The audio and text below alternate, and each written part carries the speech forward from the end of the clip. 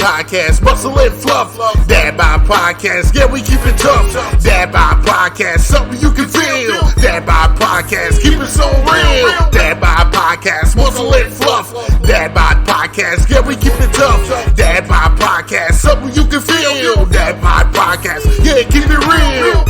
And welcome everyone to the Dad Bod Podcast, the perfect blend of muscle and fluff with your boy Raymond Gritty Green, the sexiest dad bod alive. Welcome. Let's get it. Let's go. Yo. It's your boy, Raymond Gritty Green right here. And welcome everyone to the Dad Bod Podcast. The perfect blend of muscle and fluff. It's where that muscle meets the stomach, right in the middle. It's right in the middle. That's how the world is built. The world is built part muscle, part fluff. And that's what I'm going to bring to you, that Dad Bod. So as y'all could probably see, this is recorded. This is my first video for YouTube. I'm excited. I'm like, I don't know. I don't have the great backdrops and all of that, but I'm going to just bring it to you raw. It's a Dad Bod, Right. I got a special guest here with me today. Before I get into my guest, and trust me, it's off the chain. He's off the chain, y'all. Straight up. I just want to get into my sponsors real quick.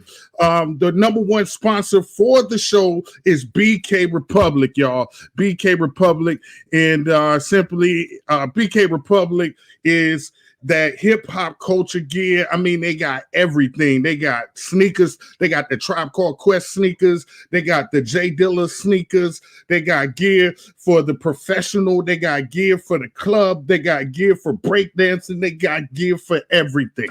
Okay. And they are my number one sponsor, sponsored by two legendary hip hop artists, Stash Madison and Mike Brass of the Heat Mob. You don't know them, go look them up because they are dope. But bkrepublic.com, you go put hashtag Dad Bod Podcast at the website, you get 10% off store wide. Okay. 10% off store wide. So go check it out. The Dad, just put hashtag Dad Bod podcast in there, bkrepublic.com. Also, please go to my website. You'll see it come down at the bottom, dadbodpc.com. I got merch on there, t-shirts, masks, coffee cups. You can sit it like right on the top of that Dad Bod stomach while you're watching the news or you watching JT over there, sip you some coffee and just don't spit it out because he will make you spit it out. But, simply just sit the coffee cup right there on your stomach. I got all kinds of stuff on there. I'm also partnered with Soul Nation, which is a headphone company. You got your Beats over there, but you also got Soul headphones, and they got these new earbuds called the S Gear. If you go to my website, click down, you'll see the dude with the dreads. He got a little earbud in, real fashionable, water resistant, true wireless Bluetooth technology. They really affordable, and you get, I believe it's 15% off store wide if you just click on my link in there. We have that affiliate thing going on, but it's on the website, dadbodpc.com. Without further ado, y'all, real quick, let me thank everybody over in Sweden, Poland, Germany. I shout them out all the time because they've been my main listeners to my podcast on, Spotify and Apple. Is somebody over there listening? Ireland, like I need to get over there. Right. You know what I mean? I need to put the skis on this winter, and get over there. So thank you to everybody worldwide, stateside. Y'all are just keep sharing. We've been having legendary people on this show. I've been having them on here from legendary hip hop artists and culture creators. So this is what it's all about, variety here at the Dad Bod. So thank you to everybody out there. And now the YouTube channel is about to be on. And I got my guest. Right here. I'm excited because I've been following this brother. I want to big him up and edify him right now because the thing is, there was a lot of people doing what he did, but he took it to another level with knowledge. He has the knowledge, the background, the whole thing. The brother know what he is talking about. Okay. And I'm just glad to have him here. One of the youngest Black people in St. Louis. Is it like you one of the top Black accountants in St. Louis? Or? Yeah, I mean, that's what they say. They put me on those type of lists, man. I just put my head down and grind, man. That's the focus. I put my head down and grind. I want to welcome everybody, JT, Jason Thornton, the Pocket Watcher. Yeah. Hey, man. Hey. Brother, Gritty, man. First and foremost, I want to thank you for the opportunity to come on, man. I mean, people don't even realize to be invited on someone's platform is huge to me. I'm always honored to be invited on and to share whatever knowledge that I have, and the fact that you even think that my content is worthy enough to bring to your audience, to me, is huge. So thank you first and foremost. Hey, man, I'm gonna give you the Puerto Rican air horns. You get the Puerto Rican air horns. That's what I do. Get those out. Hey, but can you tell the people a little bit about yourself? I want you to, kind of introduce yourself. I know who you are, right? You have so many accolades behind you that make you the Pocket Watcher. But could you give the people a little bit about yourself, where you're from, what you do? Absolutely. I'm going to do the best I can to keep them awake, because this might be boring to the average person. But, Pocket Watching with JT, Jason Thornton, JT. I am an accountant, right? I'm an accountant. I've been doing stuff in finance and numbers since I was 9 years old. So quick bio with me. I come from a family of business owners. And in that business, each one of my siblings, we all played a role in the business at some point, some way, form, or fashion. And since I was 9 years old, my father and mother, they put me in a position as a bookkeeper for the family business. And ever since then, I've really been on a track to become an accountant. I graduated from school, came back home, was the family accountant, the family financial advisor, got licensed and everything like that. And, really been blessed because I come from a family of entrepreneurs. I never really saw myself joining a big firm and being an employee of someone. Eventually opened up my own firm. And, here I am. I'm an accountant based out of the city of St. Louis, a financial advisor that's licensed both in tax and financial planning. A lot of my early work was representing individuals and small businesses with conflicts with the IRS before appeals, audits, collections, things of that nature. And then there's also the financial planning side of it. Most people think of financial advisors as people who just want to sell insurance or sell you stocks and bonds. But there is a field within the financial services industry that is financial planning, a field that you actually have to go to college for and get certified in and know how to work with clients, all the way from creating a budget, teaching them how to save. Now, when you can save, you can invest. Because you're investing, you can save for retirement. And because you had enough money to save for retirement, now you have some wealth to pass on to the next generation. So that's what financial planning is. And that's what I do as far as tax and financial planning. And then all of a sudden I decided to jump on YouTube. and the way that happened, it came kind of organic because of the work that I do as a financial advisor. I have clients all over, right? I'm based out of the city of St. Louis, but my license allows me to practice anywhere in the country. And I've got clients that are all over, and you know how social media is. There's different memes, there's different people that are on TikTok, Instagram, and these financial experts pop up in your feed and they say, oh, you can be doing this with your money, or you can do this and invest. And what would naturally happen is a client would send me the post. They would DM me or they would text me the post and say, hey, JT, what do you think about this? Can we add this to my portfolio? Can we add this to my financial plan? And within like 20 or 30 seconds, I could tell that the person that's giving this information, they have no idea what they're talking about. Sometimes even the information that they provide is illegal. So not only would it be bad financially, but it can be bad legally for my client to do.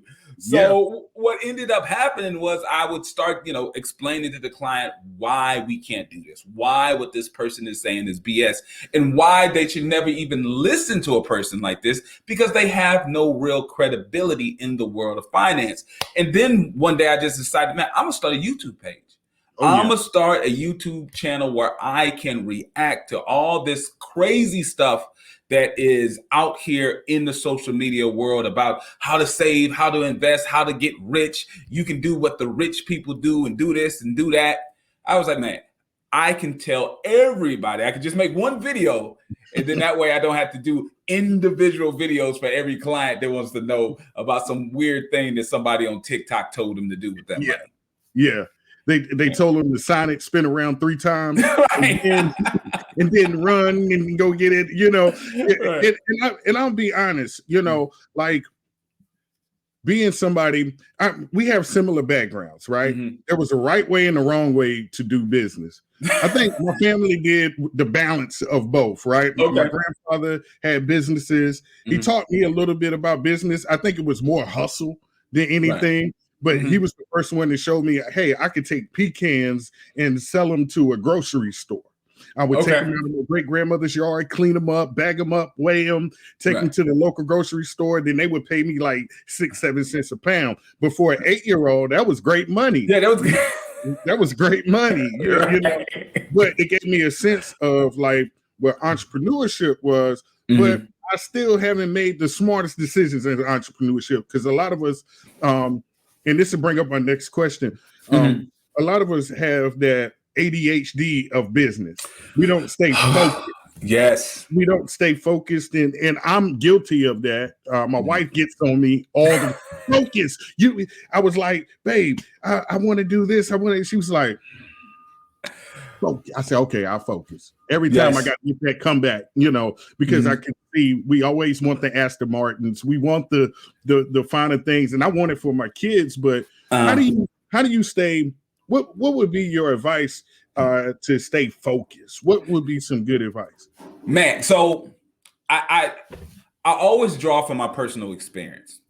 Once again, being able to grow up in a home of entrepreneurs, I was able to see that you can make money if you are an expert in a particular field, right? Being general, having all these different skill sets is nice. But the thing is, when someone is in trouble, when someone really needs something, they naturally want to go to someone that handles that all the time. Someone that doesn't even have to think about it. Someone that can just, oh, here it is, right? Yeah. So, you know, and even in sports, I remember there was some guys that been playing football since they were 12 years old. There's some guys that will be wrestling since they were 5 years old. And I would sit back and look, you know, I started later. I didn't start playing real organized sports until high school. You know, I was blessed to be on some pretty decent teams and be able to achieve at a certain level. But when I looked back and looked at guys that were doing it since they were young, you can see the major difference in skill level, right? Just major difference. Now, in life, obviously, you need to be well-rounded, right? Oh, yeah. You need to have different experiences because it helps you to become who you want to be. But when it comes to being a business owner, so come back to the point, being a business owner, your clients, your customers, you want to build some sort of brand loyalty. How can you build brand loyalty when you're not loyal to your brand? You're so distracted. You want to do this. You're trying to catch the wave. Oh, crypto's hot now. Maybe I want to jump in and be a crypto expert. You know, this is going on. Maybe I want to do that. No. What it is you focus on, number one, where's your passion? Because if you don't have passion behind the business, then it's really going to feel like work. And if it feels like work, then obviously your mind is always going to drift towards something else because that's just how human beings are. Yeah. You don't really want to work. Work is a grind. Work is something that you have to do, right? Yeah. I remember Steve Harvey not too long ago, I listened to a thing where he said, if you just change one letter in a word, you can totally change your perspective. And I'm paraphrasing. He didn't say it like that. JT is saying it. Like But this is what I got. He said, you know, basically what I got from his message is if you just change one letter in a word, you can change your whole perspective on life and you can change your attitude towards how you get things done. And this is what he said. People always complain about how they got to go to work. They complain about how they got to do this or they got to do that. But you would change your whole perspective if you change that O into an E.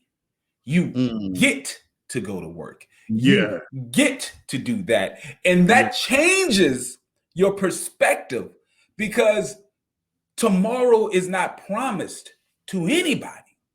In the same time where you're talking about what you got to do. Oh man, I got to go study. I got to do this because I want to be a doctor, a lawyer, an attorney, something in the trades, a plumber. Man, I got to do this. I got to go to school. No, Negro, you get to do that, because there are people.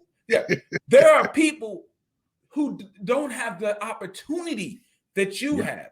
There's people who are born with special needs situations who would love to get to do what you got to do. So when you start to take into yourself, man, I get to something, now you're more focused. So how do I stay grounded? How do I keep from, because I've got aspirations. Like, people have no idea my background. People don't know that, not too long ago, about 4 or 5 years ago, I've got a close friend that's a stand-up comedian. I used to go with him to his spots. And sometimes, when you're in the early circuit, everyone would sign up. And sometimes there's not enough open mics. The comedy's not easy. It ain't easy. It's a hard road. So I would be going with my friend, and sometimes there wouldn't be enough people signed up. So he signed me up one time. So people don't know, I've done stand-up comedy in like Chicago and little dark spots that nobody goes to. And in college, I did freestyle battles, stuff like that, contests and things like that. So I'm not just an accountant in everything I do. I've got like a well-rounded base of experiences. But when it comes to being focused on something, when I made the decision to be a financial advisor, to be a trusted advisor and guide to people for their money issues, I went all in and decided to go the route that was going to give me the highest certification, go the route that's going to make me the expert in the field that I needed to be. And while other things did kind of catch my eye and said, man, maybe one day I'd like to do that. But that's only after I get this thing done. And there's a lot of business owners who have grand opening and grand closing because they did not stay focused on what they needed to get done to build a brand and expertise. Key words you said, expert, right? Expert. Become an expert in something that you're passionate about. Yes. Yeah, and absolutely. That's what I've been finding, right? I get to go to work, right? I get to go to my 9 to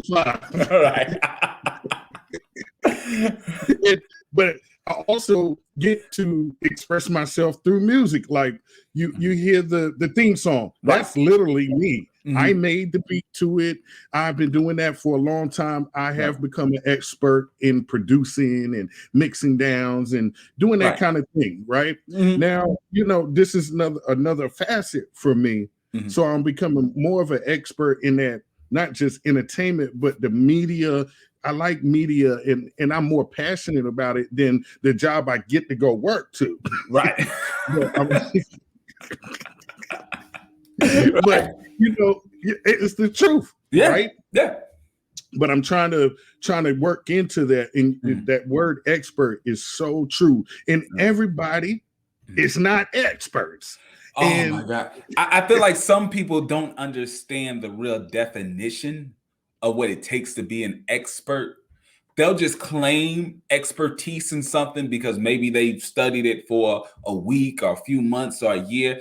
Expertise takes years, right? There's doctors, lawyers, plumbers, electricians. When you first graduate from either college or trade school, you're 1 year in, you're 2 years in, you're still not quite considered an expert among the old heads in the field yet. You're making a way. You are licensed. We respect you for what you've done, but we still don't quite accept you into the realm of expert until you get past that 3 to 5 year mark. And now we can consider you an expert because you have a long body of work, not just talking about stuff, but living and doing. Yeah, living, doing, breathe it, sleep it. You wake up thinking about it, and it's like, oh man, I could do this to make this better. But within that field, you live it, breathe it, eat it, see it. Everywhere you go, you see it almost. It's when you start paying attention, stuff starts to pop out at you, and you be like, you begin to become so intellectually in tune with it. Not only the idea and the concept, but the practice of it. I have this one handyman that comes to my house when I need something done. He can diagnose and fix the problem over the phone. He already knows. Like, he just turn this switch. I do this. Okay, all right, I know what it is. And because he isn't you don't get that from reading a book. Oh yeah. And I think that's a drawback, an issue for this internet generation, right? So when we were younger, when we wanted to learn something, we actually had to go to a library. Right? We had to actually open up an encyclopedia. I was gonna say, auntie's house with them encyclopedia, them world books. He had all of them except one. So there would be knowledge that if you had to really want it, right? It wasn't a passing thought. Nowadays, if you just want to think, who was the 13th president? Okay, Google who, and it just pops up. And Google almost reads your mind when it happens. You look at it, be like, I pressed one letter and it popped up. It's already generating what I wanted, right? And people there's a good side of that, and there's also a bad side. And let me explain it this way. So while in the past, if you wanted to know something, you actually had to put forth effort and energy. You really didn't waste your time with a lot of useless knowledge, at least to yourself, right? So if you're trying to achieve something, a lot of your energy was focused on achieving that one thing because it took effort. There was no, call somebody up and get some answers. You had to actually put forth effort, contact experts on the field, go to the library, go to a college professor, go to your school teacher, whoever. You had to actually put forth effort. So that it took work. Now with technology, you don't have to do all of that.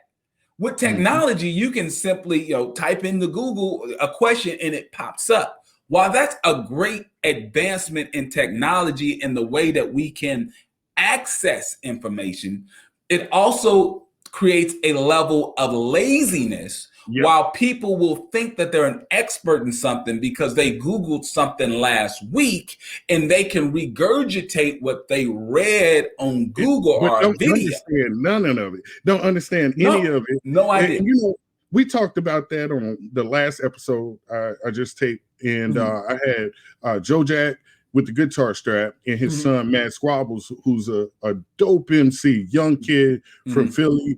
Dope. I mean, he got that old school in him, right? And the thing is, though, he was saying that he raised his son to be a critical thinker.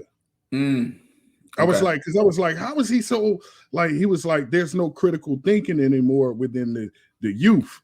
You don't have to. You don't have to have it. In the past, you had to really have some sort of discernment. You had to have the ability to separate real information, fake information. You're aware of hustles and the motivations behind people. With the internet, the average person, they don't really think about what's the motivation of the person who made this post. What's the motivation of the person who made this website that's giving me this information? What happens is people go online not to actually seek knowledge for the most part. They go online to already define information that's going to confirm what they already believe. So they're not learning. Learning is to bring in something new. Points. Right. So you can't have good without bad. You can't have right without wrong. You need to look at the different versions. The problem, me and my wife had this conversation. The problem with the internet is I could find anything to prove my point. No matter what point you have. Right. No matter what. No matter what. If you listen, if you want to go online and prove that the world is flat, there are thousands of videos, thousands and thousands of websites, lots of quotations from people from either way in the past or from right now. And you could build a huge volume book about how the world is flat. When any rational person, they understand that the world is not flat. The world is round, right? Yeah, we know this. Say, have you been there? Have you been right? Have you been up there and seen it? It's like, there's this many simple experiments that can be done to prove that the world is round. But then there's also misunderstood experiments that you can do for a layman that would convince them that the world is flat. What am I saying? Make it logical and make it all logical. Yeah, and make it make sense. So what I'm saying is, there's information out there that will confirm. It's confirmation bias. You're only looking for information that will confirm what you already believe.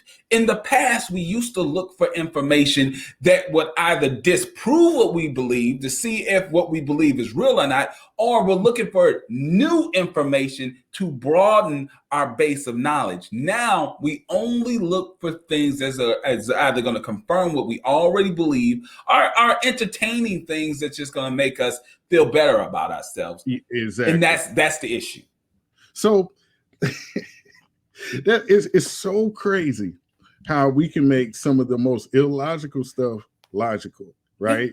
And one of the things I kind of want to bring up some stuff. What have you found? And I'll say again, I'm guilty, right? Because I wanted to get rich quick and all of this. MLMs, right?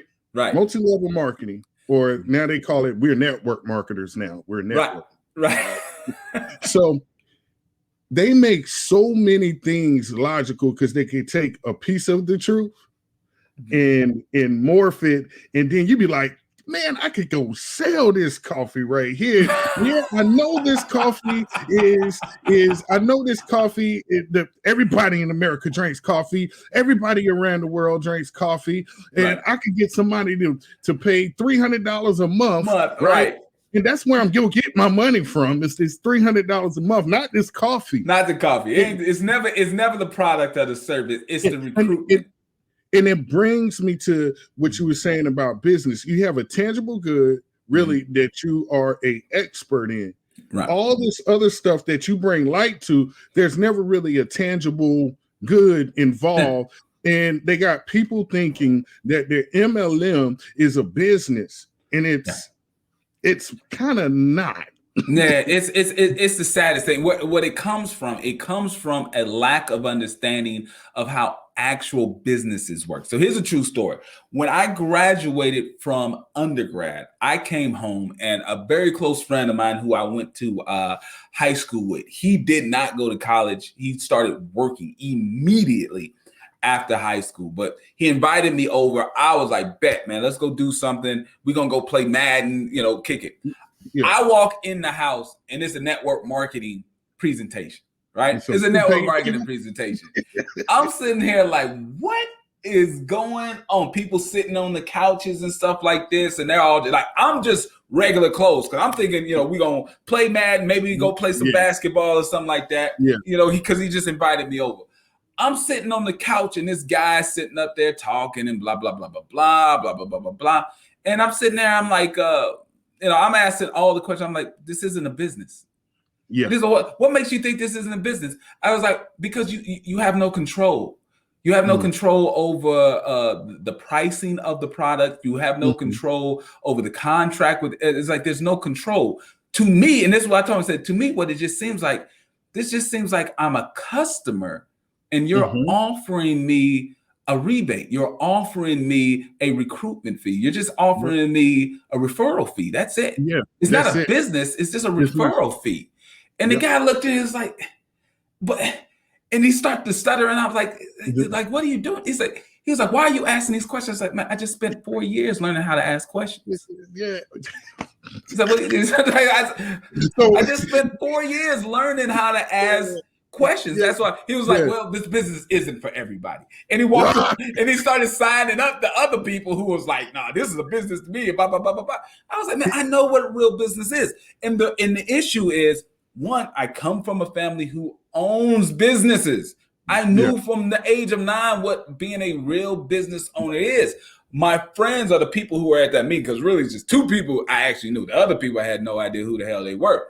They didn't have that background. And because they didn't have that background, they were able to buy in, even though I'm there and I'm asking all these relevant questions that the guy can't answer.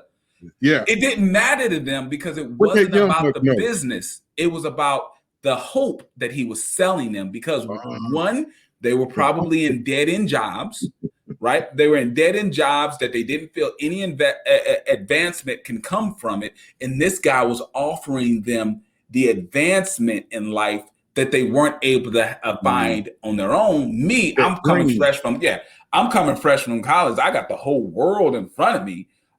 Plus, I know what real business is. So to me, I'm like, no, that's just BS. It's a waste of my time, because I would only want to buy a product that I really want. And if someone's offering me a referral fee for the product that I already like, then I'll take it. But why would I buy a product that I really don't like just to get a referral fee from someone else that I know is not going to like it? To me, it never made any sense. So does it make sense that they should just call it a coupon program, like a rebate program, instead of a business? If you say that, then people won't buy in. It really is all about the marketing, the way you present the information. In the past, they referred to it as pyramid selling. Yeah. So in the 70s, that's really what they referred to it as. This is a pyramid selling scheme. It's an endless chain of recruitment that people know is like, you can't keep that up. But it's the same scam, just for a new age. So instead of writing letters and calling people on the phone, now you can just jump in people's DMs. And it's all predicated on the fact that you're finding people who are in desperate situations. That's just normally how it comes out. They're in a desperate financial situation. And whenever you find someone in a desperate financial situation and you start to present information to them about how they can get out of it, and not just how they can get out of it, how easy they can get out of it, they're going to bite on that. And that's how scammers get over. A scammer, and I talked about this yesterday on my show, a scammer is a master at reading people. They will sit back and they will read you, and they will look for what it is you need, what it is that you really want. And the second they find out what it is you need and what you want, all of a sudden they'll put on their disguise and they'll be that. As my grandmama used to say, that ain't nobody but the devil. Right? That ain't nobody but the devil. Because that's what they do, right? That's what he does. He appeals to, you can say, and your wants, your desires. Yeah, I'm gonna fast from chicken today. For the rest of this week, I'm not eating any chicken. Everywhere you go, you're going to smell fried chicken. Everywhere. Not only that you smell fried chicken, they're giving away free samples. It's buy one, get 10 free.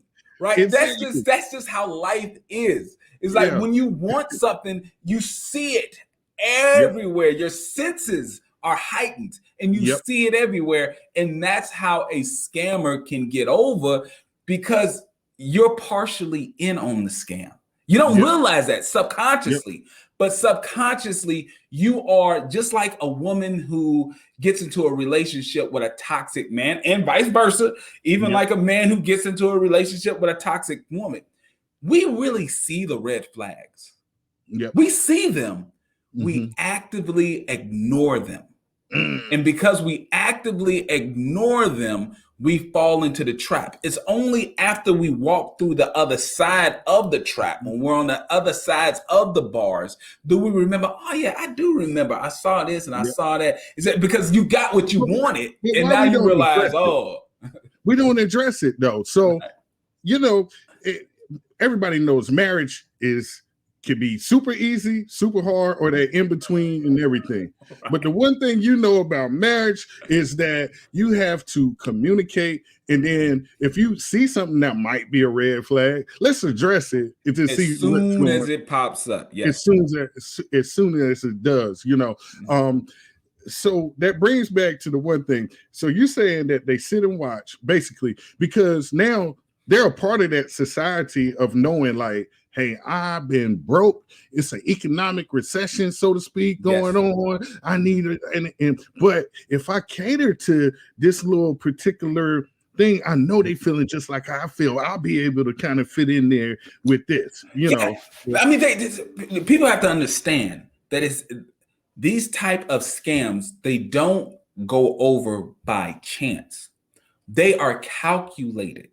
When the pandemic first started, these multi-level marketing companies had internal meetings with their staffs and said, listen, this is going to be a great opportunity for us.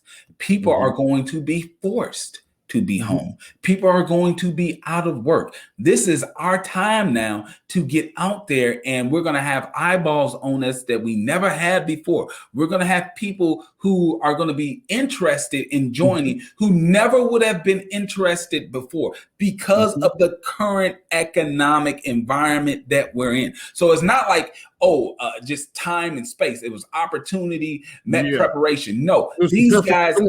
they were ready. They said, hey, we're going to hit them with a blitz. We're going to do Zoom calls. We're going to do all these things to tell people, don't worry about the pandemic. This is the best time for you to be able to make your money. And when you have a person who's never been unemployed before, right? There's people who were sitting at home who have had a job for years, for decades, and the thought of actually being in a situation where they could not work never hit their mind. And then now all of a sudden, someone that they went to high school with is in their DM saying, hey, man, I understand that, times are crazy, but I got a great opportunity for you. Yeah. 3 years ago, they would have ignored that message. Hey, man. Now they're ready. When that happened, that's when, so I used to work with a very prominent bank for a while, right? And I had my hand on accounts. They a very prominent bank. You've heard of them. I just don't want to put it out. No, I got you.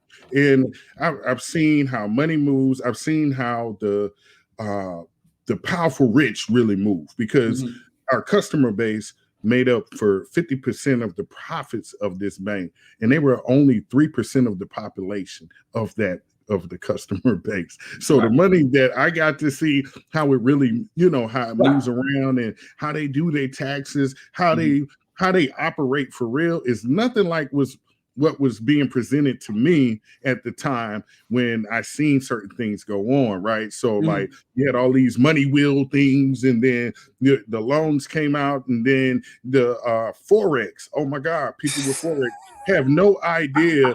Like, you're so novice at trading. I literally have been watching stocks since I was a kid. That was something I was interested in, is Forex, money. I love that stuff because my family's from New York. So I got to see that 80s Wall Street thing. Right. That whole vibe. Right. Yeah. I used to get the Wall Street Journal, look at the daily rates, look at the APR rates for the day, look at, and be like, okay, do my fundamental analysis as a kid, a real fundamental analysis when I'm writing it down. And for weeks, I would back test certain numbers. I would back test before I even thought about making a mock investment as a kid. You know what I mean? And I'll be like, oh, okay. And that's when newspapers, you really had to read. You had to read those numbers, and I remember that. And it transcends into today. But when I seen the Forex stuff came out, I was like, I kind of got in on it a little bit, right? Okay. And I drank some Kool-Aid because of I drank the Kool-Aid, man. They told me not to drink the Kool-Aid, but I drank the Kool-Aid. But I was generally interested because they were using certain kind of software, and I really wanted to gauge in and oh, that's what y'all are using, this software, this program here. And then I left. not getting no more money, monthly money. I just need to see what you were doing. And then when I started combating what they were telling some of the people, some of the traders in there, then I'm the bad guy, right? I'm the bad guy for giving the right information. Right. But here's the question that I gotta have, because I want to make sure that the people who are listening understands.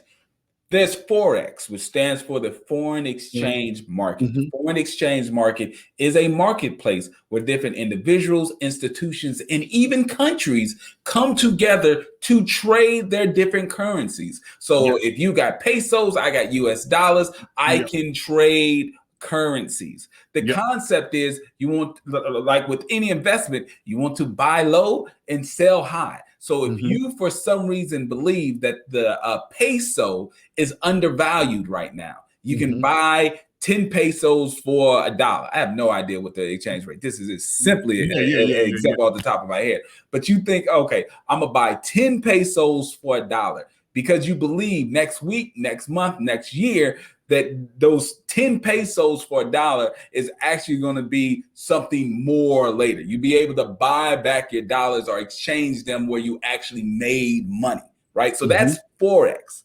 But additional, what you're talking about is there was a multi-level marketing company that was selling people on the idea that we can teach you how to trade in the Forex market. And not only can we teach you how to trade in the Forex market where you can make a lot of money, if you bring in more people, more students to our academy, you can make money off bringing them in. And you can use that money to trade. Right. So when I was watching, so they have beginners classes, intermediate classes, advanced classes of traders. And I'm looking at the traders in there, how long they've been trading? Not even 2 years. Right, not even the people trying to tell. The experts, so-called experts, right? It haven't even been in the financial industry, and haven't even taken the 7 series license, haven't even understood the whole concept of it, haven't even seen in the class. They went and got an app, learn some free information. I mean, you can go in Investopedia and really get some tangible knowledge from Investopedia, stuff like that, right? But they were giving out free information. They took free information that you can get off the internet, repackage it, and then say, here goes your course. Do this week 1, go through these. Then week 2, go through these. And you should be demo trading by week 2. Then week 3, you can put in a small lot size. And then, what we'll do is we'll give you signals. I'm not trusting your signals because guess what? You're saying it's going to go from here to here.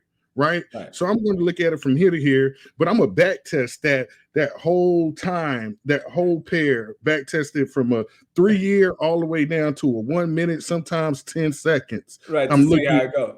And just see how it goes now. Once again, just to be clear, because I think there's a lot of people who might be watching who don't understand the language that you're using when you talk about signals. So what was the signals? What the signals were basically is, we're going to give you the trades. Because trust me, I'm in these YouTube streets. I know what was going on.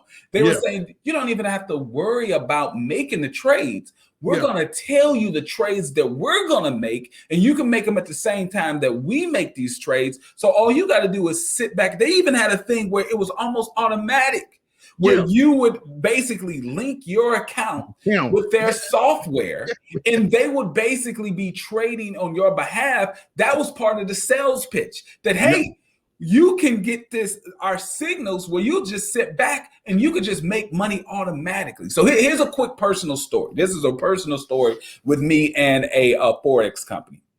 What ended up happening was on Facebook, I have a friend that I went to high school with, and someone who I always considered to be fairly intelligent. She got pretty good grades, so similar to me. She went to college and she got a pretty decent job where she was making about 6 figures. At some point, I guess she decided, because I'm watching through Facebook, at some point she decided to make a career change and she started doing something different.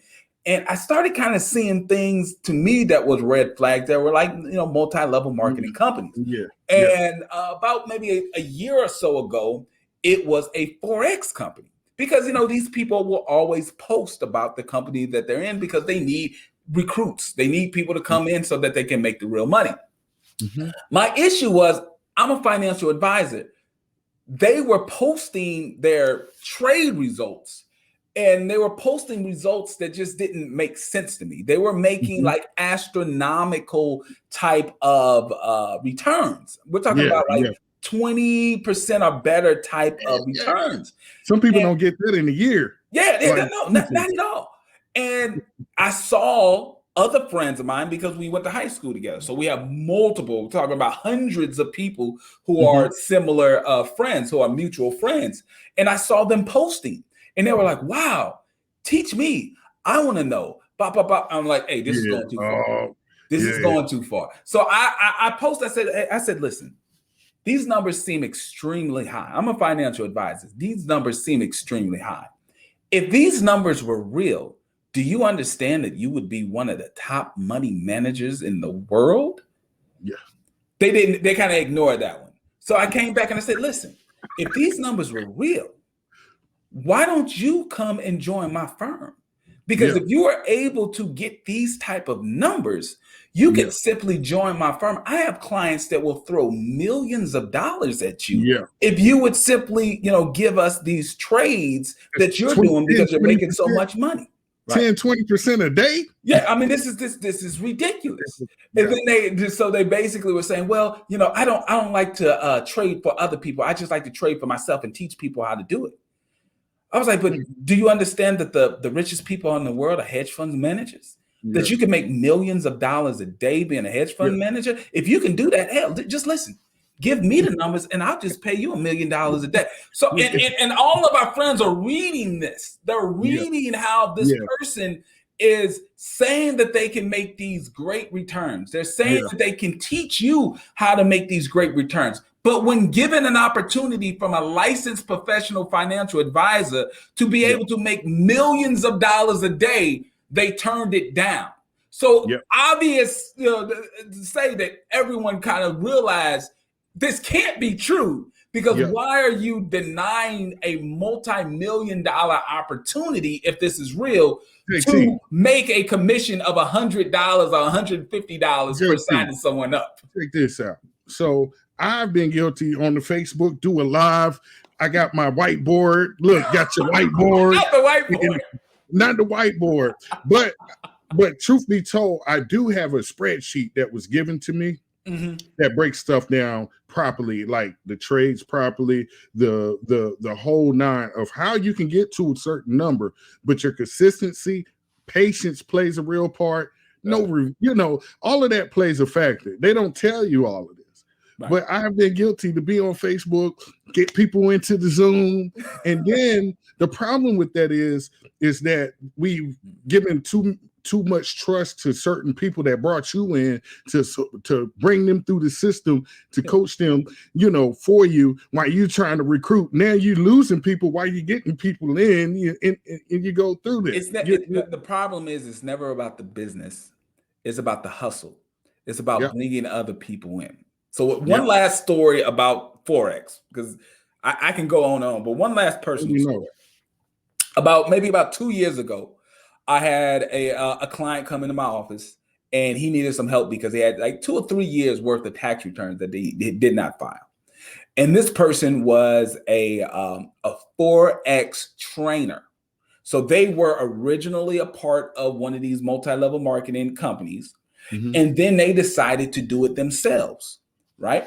So, and they had a pretty decent background, a professional background before they did Forex. It was not related to Forex, and it was not related to anything financial, but they had a very well-respected professional career.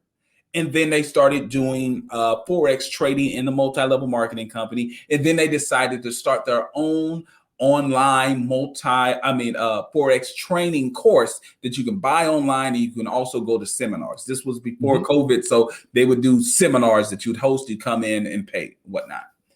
And this guy was making decent money. That's why he was very concerned that he came to me. He needed his tax returns prepared and everything. He was making very decent money. He was bringing in upwards of maybe over $200,000 something, maybe around in between $250,000, $300,000. Very, very decent money. But after I prepared and went through 3 years of tax returns of this person making that decent money, when I looked down, I realized he did not make $1 from trading. Not $1 from trading. All of his money came from the courses that he sold on how to make money trading. Let that sink in for a moment. This man was making hundreds of thousands of dollars teaching people how they can make millions of dollars trading. He didn't even have a brokerage account that showed any transactions for the years of the tax returns I prepared. Well, not even losses. No, not even the losses from bad. He didn't trade. He didn't even trade. Not the years that I did. He didn't no brokerage account or nothing. He made his money off of teaching other people to do something that he wasn't doing. So that just goes to show you as an example of how much BS it is. These guys who are doing these courses, and it's not just Forex, it's all the other fake guru stuff. These guys are selling you courses in things and topics and subjects that they don't do themselves. There's guys who sell courses on how to make money in real estate, but they don't own any real estate. You know what? You have blown me away. You done sold all these courses and didn't even use any of it yourself. Like, not at even all. I was in it because I would sit with people, bring my computer, sit down with them, show them this is how you look at a trade, this is how you place a trade, and then they'll be like, nah, that's what that was such and such told me. I said, well, you can be impatient or you can be patient, because if you most of the time people don't know that they just straight up betting. They're gambling at some point when they do high frequency trading and stuff like that. It's like betting on the horses is what they're doing with their money. They have no idea. They're doing the sin of thinking that past results is going to guarantee future performance. They're it's another example. So when I was younger, when I was in college, I was a blackjack player. Blackjack is a game that the player has a little bit more of a chance to win than other games of chance.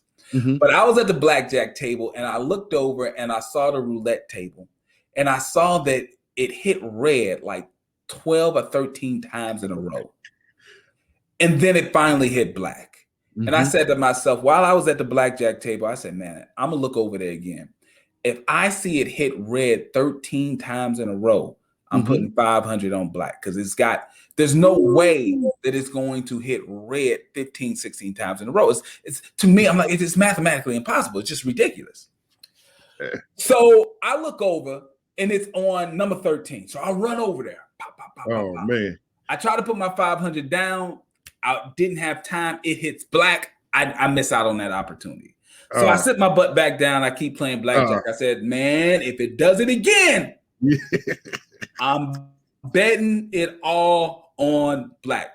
It took maybe an hour or two for it to happen again.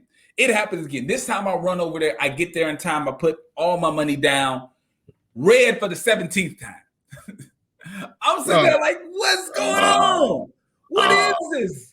How is this going on? And then I said, okay, I'm going to do it again. I had to go to the ATM. I had to take money that I was going to buy my books with, because I got to make this money back.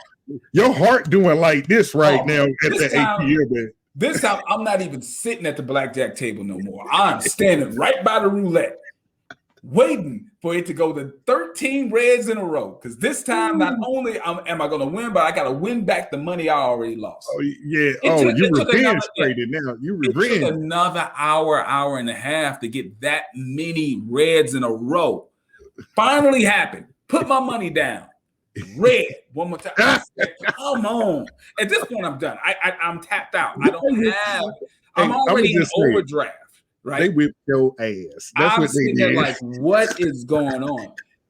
Then when I go back to campus and I really think about it, and I said to myself, hold on. it's always a 50-50 chance. It doesn't matter how many times it hit red in a row. It doesn't skew it to become a higher probability to be black just because it hit that many times in a row. Every turn, every spin of that wheel is an individual isolated spin of that wheel. And it's always 50-50, other than when it hits, green or whatever. But I'm talking about just when it comes to red or black. It's always 50-50. It never mattered, right? So I say that to say when people think that they can just look at a chart and that's going to give you the ultimate roadmap to creating wealth, that's just not how this works. It's funny you say roulette. That's my favorite game at the casino. When I was I lived in Kansas City, so I frequent all their casinos, right? But I learned to play where you win and lose at the same time at the roulette table. My win percentage is 80% every time I go. Because you spread it out. You weren't on one number. You spread it out in different areas. Five different spots. Exactly. I hedge it. I hedge my bet because I play 5 different spots. Right. But it's playing 30 numbers. It's not playing all 36 of them. So it's a little bit of randomability and guessing. Oh, absolutely. But my chances of winning are way higher than just going red or black. Right. And somebody showed me that because I had those days like you, right? Where I was like, it's going to come back. It's going to come. But I think in life, we have to understand, that's that 50-50, right or wrong, the duality of life, right? But you have to learn how to hedge your life too. You're going to have to take some losses to get the big wins. You're going to have to take the losses to win. Without risk, you can never have great reward, right? So as a financial planner, I got to work with clients, and I got to work with clients based on their individual risk tolerance, right? So what is risk tolerance? Risk tolerance is an individual's ability to stomach a loss. And based on that individual's risk tolerance, that is how you really set up and prepare a investment portfolio. It's not automatic. If people were robots, almost everybody would have the same portfolio. Everybody would have basically the same exact indexed fund portfolio, because trying to pick individual stocks is not highly profitable. Financial advisors aren't great at picking individual stocks. So naturally, laymen, the average man and woman, you're going to be even worse at picking individual stocks. Over the years, it's been time tested and proven that you're probably better off just, investing in an index fund, playing the long game, meaning buy and hold. Use money that you don't expect to have to play with. Invest the money that you can sit around for the next 10, 15, 20 years. And with an index fund, you're going to make money. For the most part, you're going to make money. Just depends on when you retire. Then when you're about 5 or 8 years away from retirement, you need to really rebalance your portfolio. And just to make it simple, you go from stocks that are volatile to stocks that are flat, so that you're preserving. While you're preserving, there's not a lot of growth, but because you're about 5 or 8 years away from retirement, you also won't see a hard dip when you go to retire. So what am I saying? It's really about, when it comes to investing, retiring, making sure that you have financial freedom, it's going to come from discipline. It's going to come from realizing that this isn't a hustle. We have pretty much a whole body of knowledge of a profession called financial planning, where we pretty much have a set schedule of how to get this done. But because people are so different individually, you have to look and say, okay, let's say I can get you a 12% return. But because you look at the market every day, you can't sleep at night, right? Because you see it swing up and swing down. Look, I've been at a chart like this, 5 o'clock, 4 o'clock in the morning, just like looking around like, oh man, I can't even sleep. You can't sleep. Now take another person who they don't even look at it. They'll look at it maybe once a quarter or maybe once every other month. It's not a big deal to them. Y'all both are getting that same 12%, but this guy is getting 12% and he has a good quality of life. You're getting 12%, but you're up every night and your stomach's in knots. So as a financial planner, I got to create a portfolio for you that's maybe a little bit more stable. Maybe you're just getting 8%, but you're sleeping well at night. Yeah. So quality of life is also, it plays a part in how you actually are an advisor. And that's a difference between someone who's a financial planner, someone who's looking holistically. They're looking at your entire life as far as finances and what your goals are, and a stockbroker who's just trying to sell you something because they make money off the commissions by selling you something. And you have to be able to determine the difference. And it's hard to do that sometimes because stockbrokers, in the past, they used to just call themselves financial advisors. But recently, the SEC has set up certain rules where it's like, you can't really use the advisor term if you're not licensed as an advisor. If you're licensed as a broker, you need to use the term broker. Some of people are saying that they're wealth managers. They're always, it feels like stockbrokers are always trying to run away from the title of broker because people are hip to the concept of what a broker is, the difference between a broker and an advisor. So they're always trying to run away from the term broker. But if you are an individual investor, if you're a person out there and you're trying to get help with knowing, how to invest and you're looking for an advisor, you need to ask them, listen, are you licensed with the SEC as a investment advisor? You got to be playing with them because these guys, these hustlers, they know how to play with words. That's why they're good. You need to ask them, are you licensed with the SEC as an investment advisor? Are you a fiduciary, right? This F word fiduciary means they are legally required to put your interest above their interest. And then it doesn't even matter what they say because you can just go to the sec.gov website, put their name in, and you can find out for yourself. But I always say, ask them, see what they say. You need to check their integrity too. That's an integrity check, and so this leads up. How much time you got, man? I got time. I blocked out some time for you, brother. So okay. I appreciate it, man. You gave me goosebumps, man. You're giving me goosebumps. So what I want to do is get you in your element and kind of big up how I found you, right? Okay. I was just scrolling through YouTube and I was like, what is this?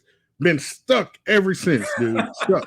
You have a recipe for the madness, the goodness. You have a recipe for it all, man. You got it. So what I'm going to do is put you on the spot a little bit and put you in your element and get your reaction to something that I was a part of at one point in time. Okay, let's do it.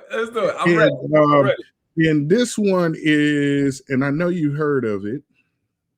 Let me make sure I got it up. Ivy Stokes. You ever heard of Ivy Stokes? Man, I know that name. I've heard that name. It sounds familiar. Econ.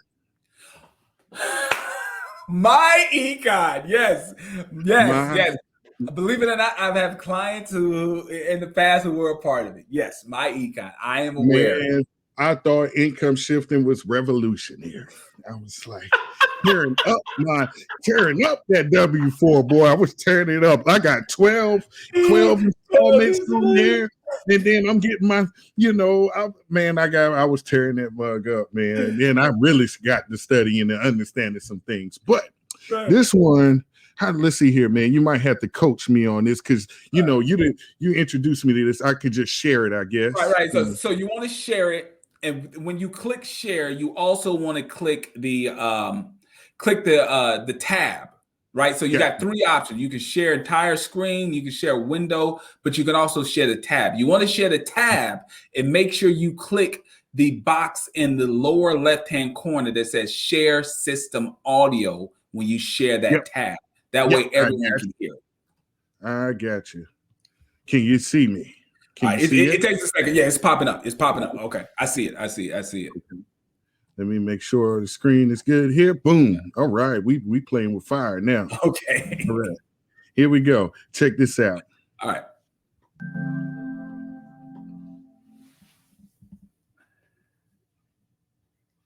extra digit movement. So some people would tell you, well, you shouldn't invest in a 401k. You shouldn't invest in an IRA.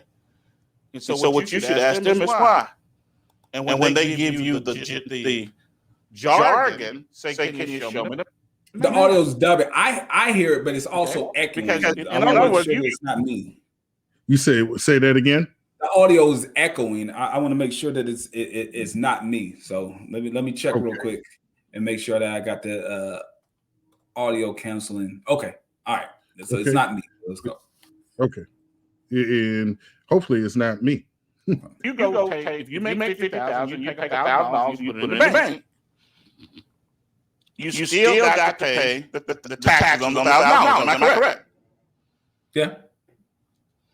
If you take it, put it in your IRA or your 401k, you don't pay the taxes on it, right? I pause it real quick. $340. So what he's saying is, okay, if you're self-employed or a W-2 employee, doesn't matter. If you make money, that money is taxable. Yeah. But what the federal government has set up to incentivize people to save for their own retirement. You got to understand motivations. I think people don't realize what is the motivation of the government in doing this. Yes. To incentivize people to save for their own retirement so that they're not a heavy drain on the government with Social Security. They're going to make it a incentive so that when you put money away for retirement, you defer taxes on that money, right? So what he's saying is the difference between making money and putting it in a bank. You're going to be taxed on that money. Making money and deciding to put it towards your retirement, the federal government says, okay, we're going to tax you later on that money when you're actually retired. So that's what he's referring to. Okay. All right. See what that's a $300 swing on a $1,000 investment, isn't it? So if the IRS is going to hold your money into your W-4, if they're taking $1,000 too much out of your taxes, which is only $83 a month, if you change the W-4 and get the money put in your check and then put it in your 401k or your 403b or your IRA, you just created $1,000 tax deduction, didn't you? Okay, let's pause it there. Yeah. So now what he's referring to is in the past, he's giving an example. In the past, when you prepared your tax return, you got a refund of $1,000. Meaning that you over withheld for $1,000. And the point that he's trying to make is you can change your W-4. What is a W-4? A W-4 is a IRS form that your HR department at your job uses to determine how much money do they need to withhold to make sure that you're properly paying the amount of tax that you need to pay. What he's presenting to you is an opportunity to say, hey, instead of overpaying the IRS $1,000, you can correct that W-4 to get you close to the zero, right? You really don't want a big refund in most situations. No, but I can don't. get to why that normally happens. But in most situations, you don't want a huge refund. You really want to be able to just kind of break even, maybe a couple $100 worth of a refund at the end of the year. And what he's saying is instead of you allowing your HR department, because he's saying it's the IRS, but it's really your HR department, allowing your HR department to withhold, really over withhold $1,000 at the end of the year, correct your W-4 so where it's mostly a break-even situation. Now the question is, what do you do with that $1,000 now? Because in the past, you received that $1,000 at the end of the year, or really at the beginning of the next year in the form of a tax refund. He's saying if you were to change that withholding, you would actually be getting around $80-something extra a month. Now, so what do you do with that money? And it seems as if he's saying, how about you actually put that money towards retirement, which is great information. I would say, yeah, that would be better for you because with compound interest, it's better for you to put the money in at the rate of $80-something a month into an investment rather than wait to the end of the year and put the whole $1,000 in. So far, so good. Yeah. Okay. So far, we fact checking, JT. Right. We fact checking. I'm fact checking with you, man. I've been through it. And you started the principle of cash, asset, cash. You started that principle in your life, right? And once you got it started, you can grow it and maximize it. Am I correct? And the math will take you where you want to be. You see? And if you start doing that, you'll get stronger in that. You'll get stronger in that as you do that. And so you don't have to be, and that's why going over these classes and coming to classes is constantly good, because you start getting the training, the mathematics part of it that keeps you focused and keeps you convicted to the point that you can sit down with a friend and say, let me show you something. Here we go. There, you ready? Yeah, I see it coming. I see it coming. You see me coming? Yeah, I see it Just coming. get in business with me. So you can sit there and talk to somebody about 1,000 years about selling something. And they're like, I don't know how to sell. I can't sell. I don't even want to sell. I don't like asking my friends for anything. You said, but let me show you something. Get in business with me, change your debit for. They take, let's say you get $200 a month back. Take that $200 and put it into your 401k. All right, pause real quick. That's 20. That's a higher number than what he said before, right? Before it was 80 something bucks, right? He was given an example of having about $1,000 refund. Now he's talking about $200 a month. And let me explain to the average person who's like, what's the big deal? Here's the big deal. Here's the difference. The people that he is talking to right now, on the general level, I've been doing this for years. The people that he's talking to right now, they do not get a big tax refund because of the amount of money that is withheld from their payroll check. People who are in this economic situation, they make the money, or they get a tax refund based on refundable tax credits. Okay, it's because refundable tax credits is not based on the actual money from their withholding. It's based on the fact that they have the child tax credit, they have the earned income tax credit. That's normally why someone who's in a lower income situation gets a big refund. So changing your W-4 withholding isn't really making the big swing. Someone who does have a W-4 withholding that is required for them to meet their tax obligation, this advice that he's giving will actually hurt them at the end of the day, because they're going to end up owing taxes. Yep. Yeah. And exactly why I don't do it no more. Here you go. $400 tax deduction. If you're in a 33% tax bracket, because you're in Georgia, 6 to the state. Pause it real quick. You ain't got to make a whole lot of money and pay 28 to feds, right? The people that he's talking to are not paying 33% in taxes. There's a good chance that the people that he's talking to probably pay damn near nothing in federal income tax.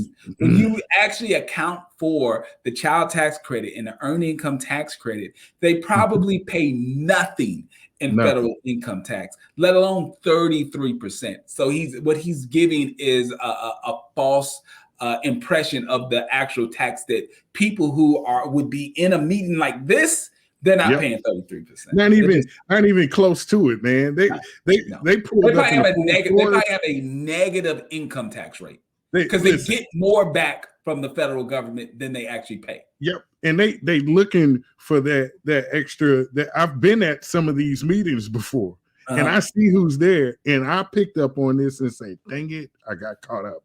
I got you, man. You know how that you go. Me and my best friend, we say it all the time. It comes from that the Golden Child, when Eddie Murphy is walking into the temple and there's all those little pipes, and he's like, "There's a ground, and he flips a quarter and he doesn't hear it. He's like, "Ain't no ground in here." It's like,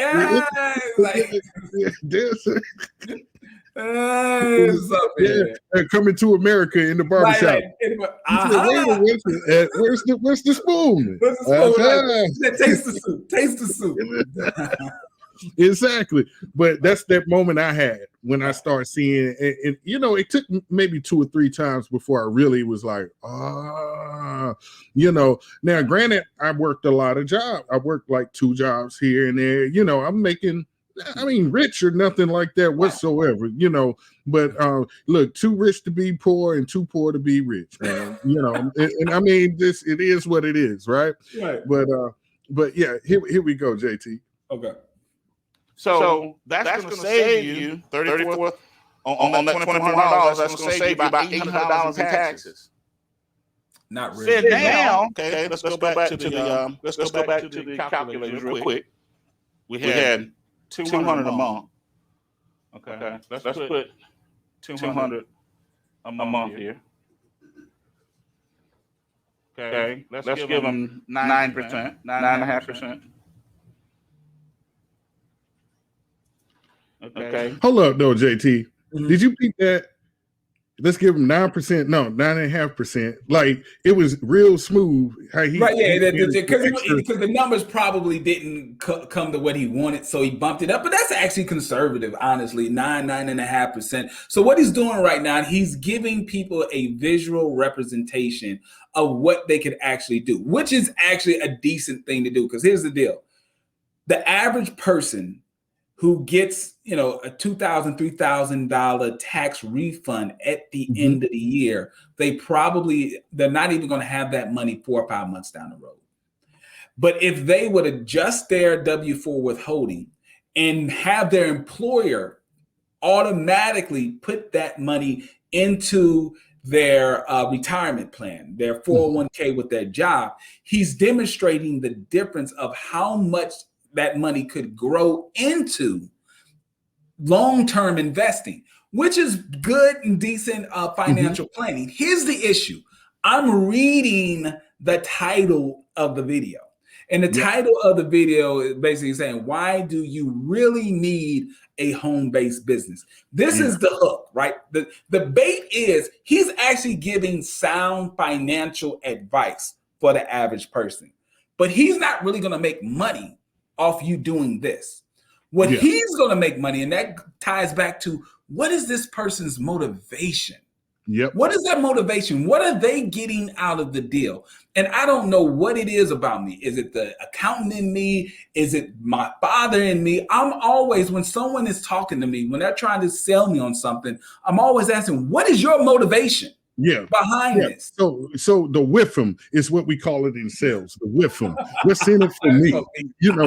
I'm a whiff 'em. What's in it for me? Right. And that's what you're looking at.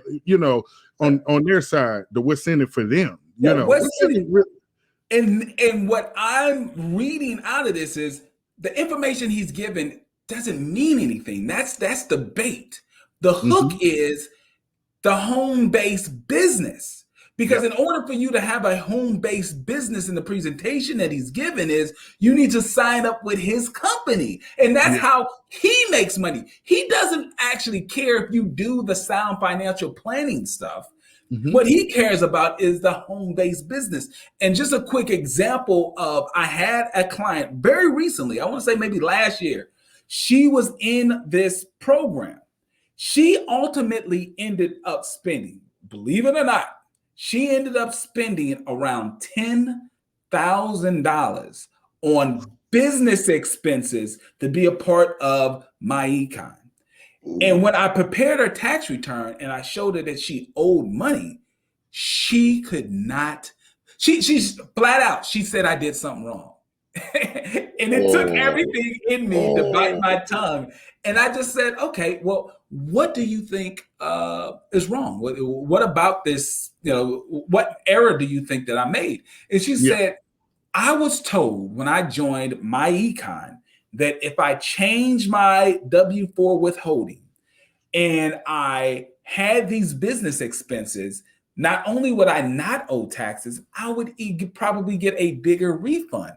And I had to explain to her and do the math for her. I said, listen, spending $10,000 on business expenses, meaning it was all loss. There was no profit she made in this business. Spending $10,000 only saved you $1,000 in tax.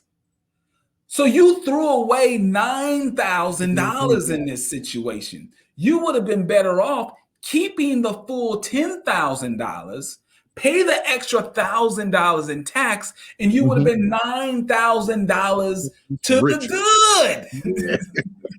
Because people don't understand there's a major difference between a tax deduction and a tax credit.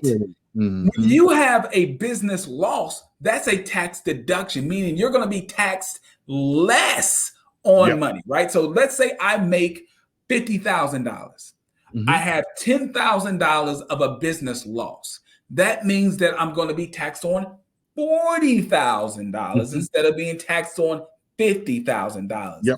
But when you actually apply the tax rate to that, you realize, well, I only really saved myself maybe $2,400 if we're using like a 24%, right? I saved myself like $2,400, but I lost all that other money. I would have rather paid $2,400 and kept save. Yeah, you know what? There's a term for that, JT. You know what? You made me think about it. You know what it is? What? It's called hustling backwards. They hustling backwards. Yes, absolutely hustling backwards. Now here's the I can say that. I can say that. Right. I'm so transparent. I want to be transparent with my dad bottles. I'm admitting I got a dad bod. How transparent is that, right? So I'm gonna be transparent and say I've hustled backwards, and that's the problem that we got to do is touch those red flags, communicate to those red flags, and address the issue. Right. And you're allowing people to address the issue. Let's address the issue. They're hustling backwards. Absolutely, they are. Now, here's an alternative that isn't as sexy, but you can actually achieve what they wanted to achieve. Instead of starting a home-based business that you're never going to make money at, you're just going to throw you're going to try to throw in some personal expenses that occur in your regular life with or without the business, and you're going to try to get a lower tax rate. Instead of throwing $10,000 away at a home-based business that you're never going to make money at, you could have just put that $10,000 into your 401k. You would still have less money. That's $10,000 less that you would be taxed on, but you still got the money. The money's in an investment. The money is saved for your retirement, and it's growing rather than you throwing money away at a home-based business that you're never going to be successful at. So that's what should happen. But here's the deal. If he told you that and told you that you don't need the home-based business, how does he make money? Exactly. So that's why you always got to look at the motivation of the person presenting the information. How can he make money if he told you don't need the home-based business? Just put the money away for retirement. You get the tax deduction now. He got to eat. He got to eat, man. He got to eat. Right. He got to eat. You know, he got to eat. Oh man, let's see what else he go. Where else he go with it?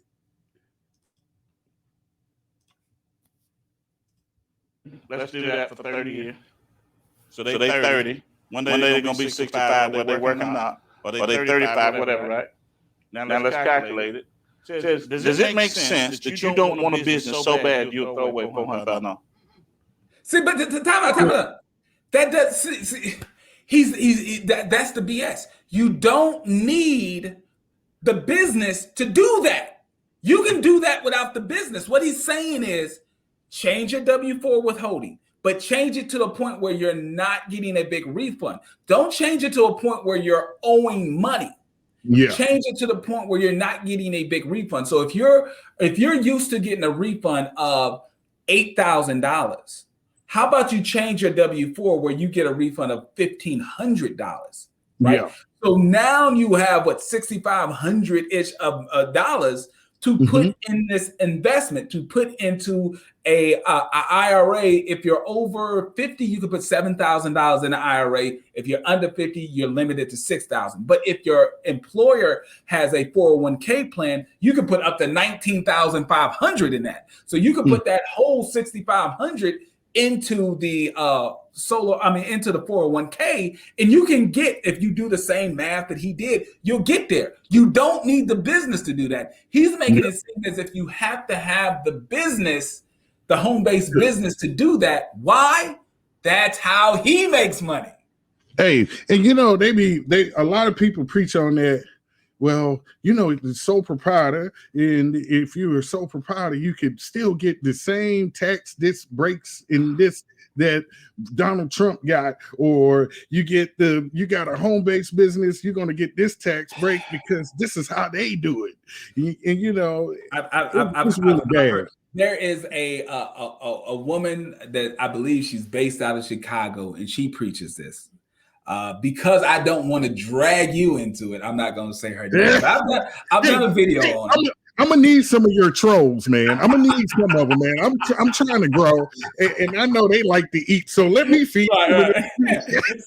So there's a sister out of Chicago. Her name is Lynn Richardson. She has a pretty good following. She has a radio show. She has some other internet things, and she preaches that. She preaches the home-based business. The home-based business is the financial tool, the financial key to be financially free for everybody. Everybody needs a home-based business. She says this all the time. She actually sent me an email, after like months and months after I did the video, just basically saying that, yeah, she agreed with me that she is not a financial expert, that she doesn't know taxes. She learned taxes from someone who is an expert, but she's not an expert.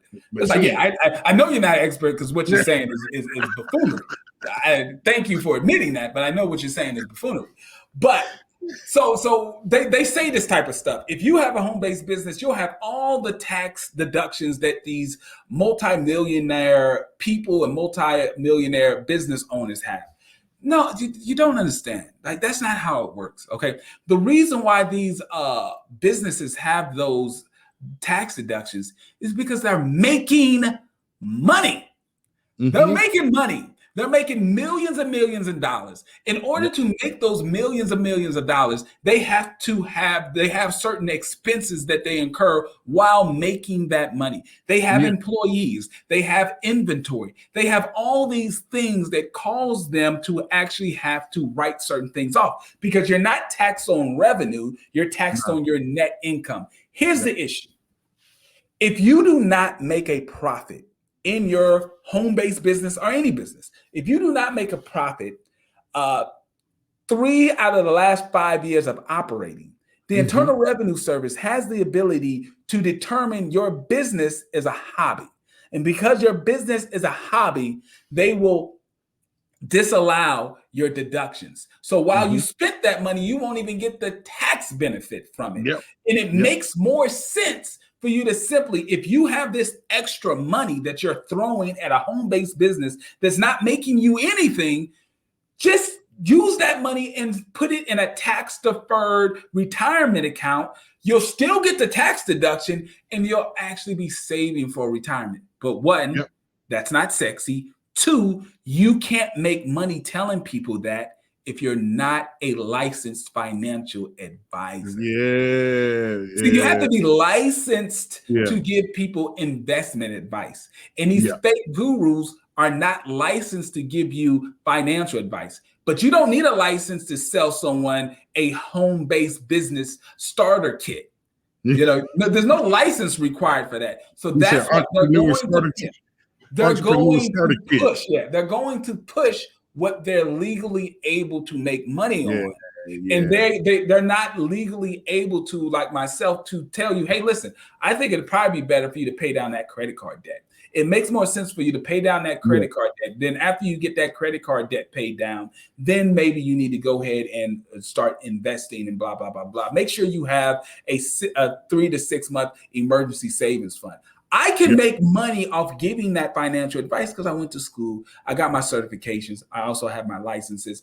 I can actually charge a fee for my advice. Same way lawyers can charge a fee for legal advice, I can charge a fee for financial advice.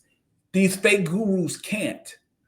So they have to sell what they can make money doing. This brings up what you always say. You're doing what you're supposed to do, JT. Thank you so much. Because the thing is, your favorite saying is think like an accountant. Yes, absolutely. That's what you say. You're trying to help people at least think like an accountant. Yes. If you can't advise them or whatever, you want to put them in the process to be able to use what's missing, what we talked about earlier, which is the critical thinking. Yes. Going out, do the research, do some research on your own to back up what you're saying. And if I give you this notion of to understand where I'm coming from, go look it up and see for yourself. You know, because you'll notice everybody in these businesses always say, I'm not a financial advisor. Right. You know, this is for information only. Right. And information and entertainment purposes only. What's entertainment about my money? Right. You know, it's entertaining for you, I guess. You know, right, absolutely. They're laughing all the way to the bank with your money. Yeah. It's entertaining for them. And to bring up another point, you said it's not sexy. Right? No, it's just like when we go to a grocery store, you got the real ugly tomato, right? Same nutrients. I mean, that bumpy, ugly, big tomato, good tomato, ugly though, ugly. Then you got this nice little sexy, round, tight skinned tomato over here, all glossed up. And you'll find that this tomato over here might take some time to look at, to put in your bag, but it's got the same nutrients. Right. Then what you understand what I'm trying to say? But the thing is, it's even worse than that. And let me explain why. It's even worse than that. Because that is taking into consideration that things are equal. Things aren't even equal. The best example that I can give and that I always say is the difference is between two different health experts. One is a personal trainer, someone that's going to tell you, listen, you're trying to get a beach body. Mm-hmm. What you're going to need to do, you need to change your diet. You need to work out 2 to 3 times, maybe a day, but definitely 4 or 5 times a week. You're going to have to totally change what time you wake up, what you eat, and it's not going to be overnight. It's not going to take 1 week, 1 month, or even 6 months. It may even take a year or 2. But if you stay on this plan and you stay disciplined little bit by little, I say 2 to 3 years, you are going to have the physique and the body that you dreamed of. You have that. I'm about to go work out right now. Thanks, man. This dad bod, it's got to go, man. It's got to go, right? So you have that health expert. Then you have someone that says, listen, if you buy this pill or this milkshake and you just take this pill before every meal, or you drink this milkshake after every meal, trust me, you're going to get the body that you want. Look at my body. I just work out maybe once a week and I do this. The issue is the person, the physical trainer who gave you that sound advice that's not sexy, who told you it's going to take some time, but you can get there if you stay disciplined. No one wants to sign up for that. Nah. The line is around the corner for the magic pill selling person. And you're never going to get the same results. You're going to quit with the pill thing because the pill thing doesn't work. That's BS. It's a placebo. You're really just taking the pill thinking that you're feeling better. And if you work out, you'll get the results, but you're not going to work out because you think the pill is going to make you better. That's the dilemma when it comes to these financial gurus. What they're saying, not only is it sexy, but it's bad advice. What I'm saying is not sexy and it's good advice. That's the issue that people have. So it's not just the presentation is different and the results are the same. The presentation is different and the results are totally opposite. Yep. And that's the issue. That's like the story of the ants. You know how the ants always working, they storing up, because they know winter's coming. Right. You know, we got to stock up our shelves. We got to do what we got to do. Our work ain't sexy. The grasshopper ain't doing nothing but eating the grass that's out in the spring and in the summer. He partying right now. Right. You know, he might have went out and got him a little PPP loan. Like, well, I'm getting it right now. I'm balling at the sunflower, right?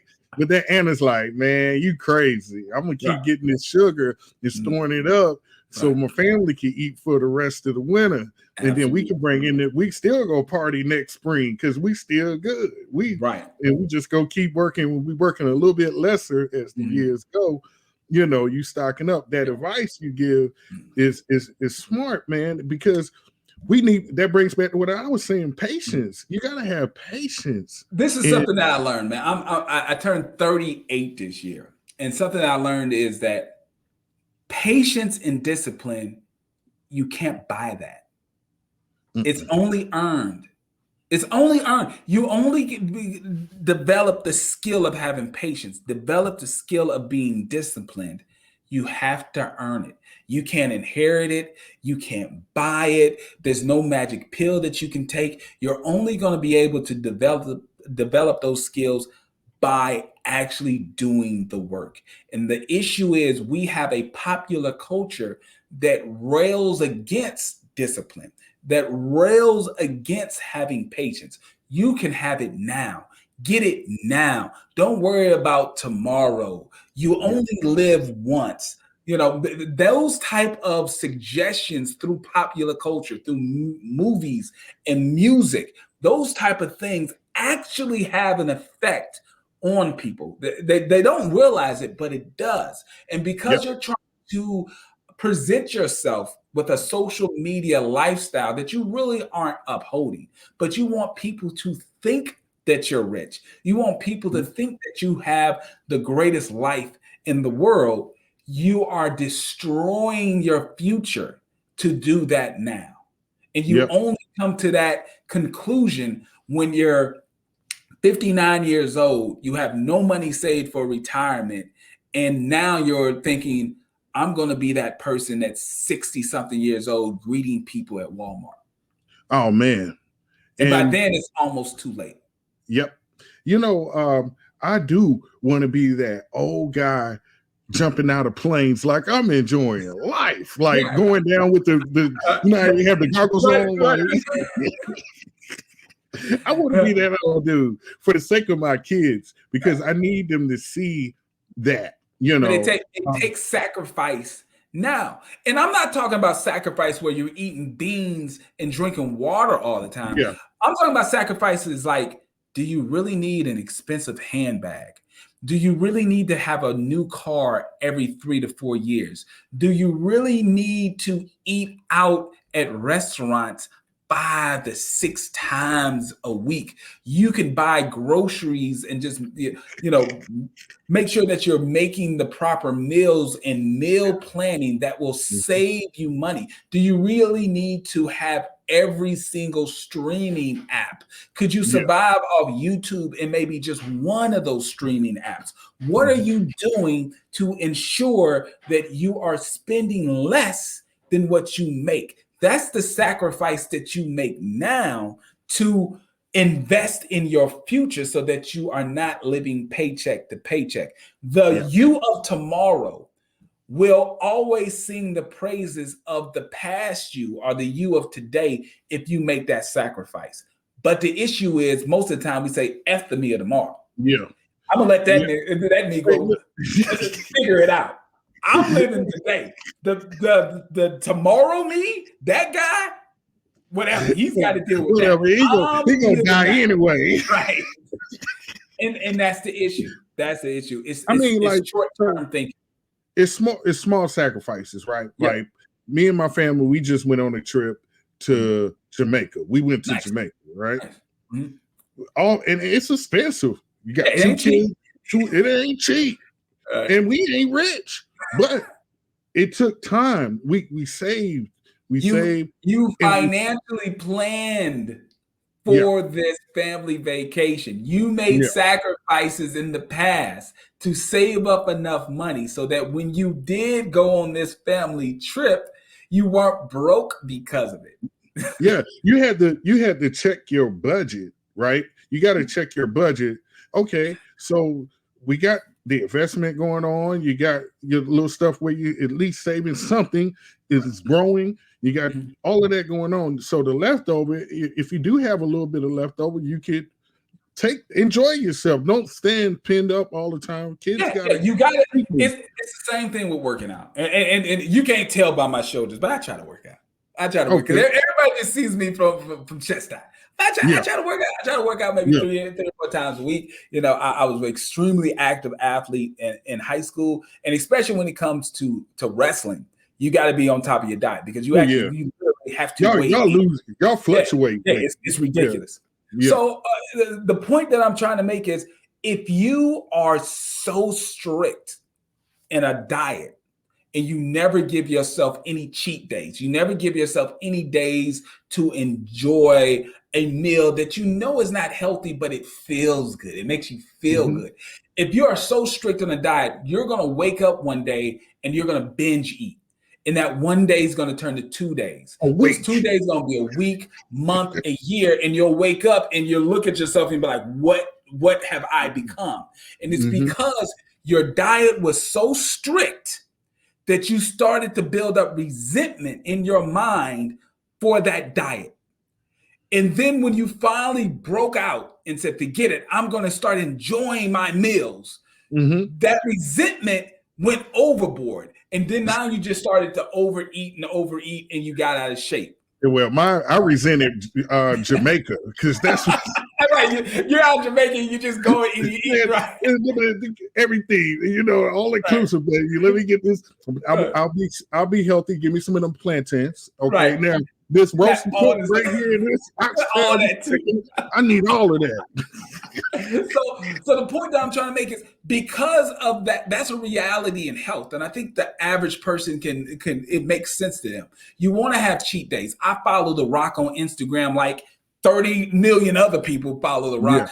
Yeah. And sometimes he'll show you meals that are just disgusting. When I say disgustingly delicious, like these big, fat, greasy burgers, these huge donuts and stuff like that. Yeah. Because even The Rock, someone who is an icon in fitness, he understands, I got to have some cheat days. I got to be able to enjoy having a meal, because if I don't, I may build up resentment in my mind, and I will fall into bad eating habits, which will destroy my fitness goals. The point I'm trying to make is, it's the same thing financially. If you are so strict with your budget and you don't allocate any funds for having fun, you're going to build up resentment in your mind towards your budget. And then when you go on that vacation, when you decide to go to Vegas and splurge, it's not good enough just to do it once, right? You're going to say, man, that felt so good. I'm going to do it again. And I'm going to do it again. And I'm going to do it. And then you're going to look up and you're up to your eyeballs in debt. Why? Because you are too strict with your budget. The same way you have to allocate for cheat days with your health and with food, you also have to allocate for fun days with your money, so that you don't build up resentment towards a budget. Is it safe to say, like, money has an energy in itself? It has a whole nother entity within it, like, that's living. Money is living. Somehow or another, money is living. The way you just put it made me think about that, because you said, you're living, you're on a diet and stuff, and you have to have that cheat day, and you have to financially think the same way, so you don't have that resentment. It makes me think money has that little entity in it that's living inside of it, and you got to maintain the diet. We refer to it as behavior finance. Money has a way of affecting the way that you think and behave, right? And if you do not have a proper relationship with money, it can control you in an extremely negative way that will affect every other aspect of your life. So it does have a certain energy to it, when I'm speaking in it this way, because it has an effect on your mind. And because your mind controls your actions, it's going to have an effect on the way that you live. So you have to have a proper relationship with money and understand that money is a resource used to accomplish goals. The question you have to ask yourself is, what are your goals? Right? If you say that your goals are to become financially free, financially stable, not live paycheck to paycheck. If your goal is to have some sort of inheritance that's going to be left for your children. Now, you said that was your goals. Yeah. But if I look at your bank statement and see the way that you're spending money, you're not spending your money in a way to achieve those goals. So now the decision has to be made. One, are those really your goals? Because you're saying those are your goals. You don't have to BS me. I'm your advisor. Just tell me what your goals are. We BS ourselves all the time, man. We got to stop, BSing ourselves. Like we lie to ourselves all the time. If it's really your goal, you will put your resources towards those goals. That's why vision boards are effective for most people. It puts out in front of you what you state your goals are. It's a reminder of what your goals are, so that when you are, spending out effort and money, it should be towards achieving those goals. Yep. If you're not, then if the goal is like carrot and the stick. If a donkey didn't like carrots, the carrot and the stick would never work. It wouldn't work if the donkey didn't like carrots. It wouldn't. You have to make sure that your goals are out in front of you and it's something that you really want. Because if you say you want it, then you would actually be spending your money in a way to achieve those goals. JT, you on point, right? So you fell right in line with something like every week or every show that I do, I have like a shell topic for the show, right? Okay. The week before that was get your ish together. The last show before this one was manifestation, bringing things positive things into your life, changing things, manifesting good and bad. We living in a crazy world right now. Like you can manifest good things or bad things. Right. But let's try to, trying to get into the culture of putting out that energy where is we're going to manifest good things. And you fell right into that when you said like a vision board and stuff like that. And I got something personal to tell you that happened to me because, I'm a bit materialistic sometimes, or some of the things that I really want, right? Almost everybody is. Yeah. Almost everybody is, right. And I got this, I went on the Aston Martin website, made my own custom Aston Martin. I was like, this is the one I want to get here. This is the dream This car. is it. That's the joint right there. That DBS coupe. Yeah, that's what I want, right? And I put it on my computer screen. This is literally this week. Put it on my computer screen. I got that one-on-one computer. Then I got a nicer crib for the family on another computer. Then I got my family on one, and my business. I'm always looking at my business. I'm looking at my goals. Like you were in my goals to meet. It happened. I remember you showed. It's so serious. It happens. You got to write it down. You really have to write these things down and see them. But with the Aston Martin, though, now. I don't live in a very bad neighborhood. I live in Durham, North Carolina. The Blue Devils, UNC, HBCU, North Carolina Central, big up Eagles, you know what I mean?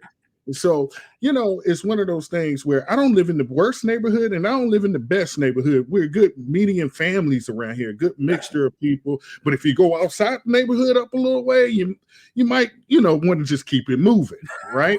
I got you. You come out the neighborhood, you good, but you might want to still keep it moving, right? I'm at the stoplight coming back from taking my daughter to school, and at that stoplight, by my house, by where I live at, was that Aston Martin at the stoplight. Get out of here. Same thing I said, no, that's a Hyundai Genesis. That's got to be a Hyundai Genesis or something, right? It wasn't. It was the Aston Martin. It was your dream car. My dream car sitting right there. And I said, by golly, I got to get it. I got to get it because it's just revealing itself to me. I got to get it. So I got to take the steps I got to do, be responsible, take the ugly route, the unsexy way, but I got to go to the gym and be diligent You understand what I'm saying? You got to work out. You got to build that muscle. You got to build that patience. You got to use that time wisely that you do have, and just stay focused. And it'll come to you, man. Like, so everybody out there, he's being real. Make you a vision board. Trust me. Make you a vision board. Do something. Helps, like I said, with the donkey and the carrot and the stick. It helps keep you focused on what your goals are so that you continue to take steps towards it. The moment you kind of lose sight of your goals, it's easy to fall into bad spending habits and bad habits just generally in life. You have to continue to focus on what your goals are. And when you do that, success isn't guaranteed, but your probability of achieving it is so much higher. It's higher than that roulette table. Oh, it's much higher than that roulette table. I can tell you that for personal experience. It is much higher than that roulette table. Hey, well, JT, we've been on a while, right? I really want to say this. I do this for everybody. I took it from somebody else's show, but it's a good thing to do for our people. I want to give you your roses because you're educating people. You know what I mean? Like, you're giving people tangible education to make them more inquisitive, to look up certain things and re-question what they're doing. I came up after the first time watching some of your stuff. I said, babe, I need to do better. I really need to do better. I need to do absolutely better. I told her that. She was attached to that. Like, I said, I need to do better. But I know I'm not the only one that felt that way. You know, and I want to say thank you so much for doing everything that you do. Keep doing it. Keep going strong. Let the trolls eat. Keep feeding them. Let them eat. Because that's all they. Because they not. I bet you some of those trolls. They're trolls because you hit a soft spot. Right.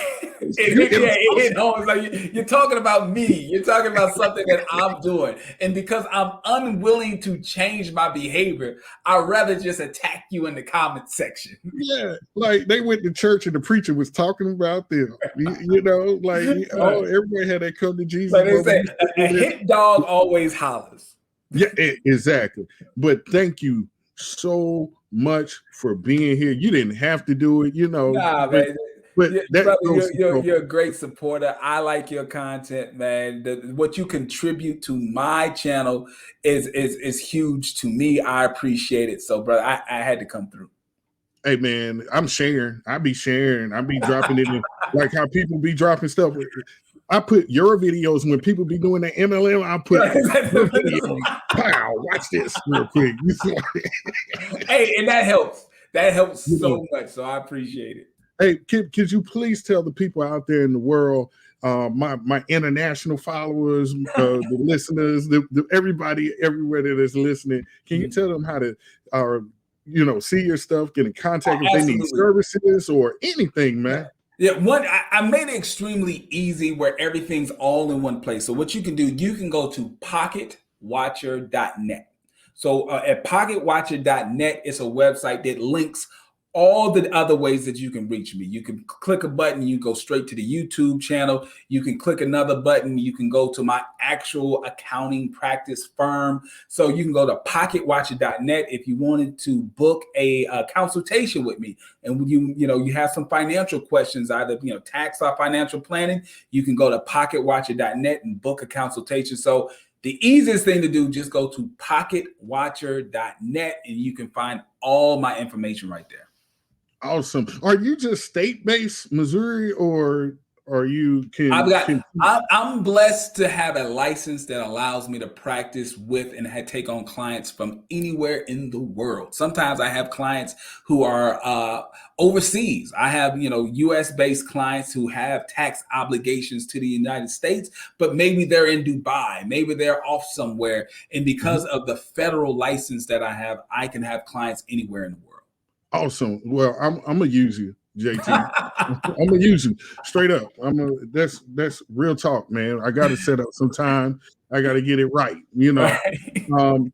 And simply, you said POCKETWATCHER.net. Correct. Yes. Hey, man, everybody, y'all better go out there. If y'all listening, y'all better go out there right now.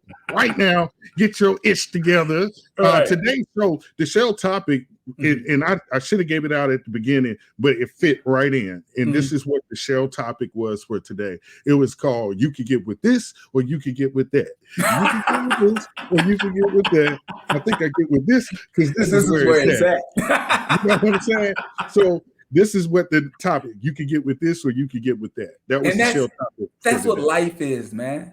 That's what life is. Life is always, you can either go with the ugly truth that will actually lead you to the goal that you want to have, or you can take in the hope dealers and just, go with what looks pretty, but you're never going to end up achieving anything. Yep. That's what life is. Exactly. So I'm going to round it out. I want to shout out everybody. JT, again, thank you. Tell your boy Orlando, he's like the sidekick, man. I love that dude too. O's the real deal in real estate, man. If y'all are interested, if someone listening right now or watching, and you are interested into becoming a real estate investor, go to Orlando Miner's YouTube page. The brother gives great advice on how to get into the real estate investing space. Word up, man. And for the dad botters, again, I need y'all to go. You want to be a dad botter, man. Just go to dadbodpc.com. Sign up for the mailing list. You get exclusives, anything like that. Just sign up for the mailing list. I got stuff that I'll be doing in the future. Also, the t-shirts on there. Just go to the store. The hoodies, t-shirts, coffee mugs, masks. I even got headphones on there. Also, I even got CBD gummies on there. I mean, everything. Got it all. I started doing my own niche. I'm a variety. So, this is the dad bod. I'm not buying into none of that no more. So, I make my own relationships now, and simply, also my number one sponsor, BK Republic. Big up, people, my brethren. I got to big them up. Please, if you haven't, JT, go to bkrepublic.com. I'll check it out.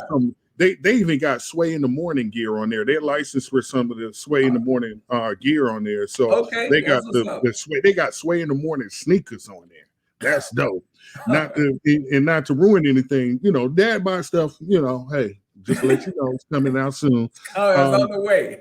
Yeah, it's on the way. Go to Instagram. You can get everything on my website, stream there, everything. But we on all major platforms as well. But go to Instagram.com.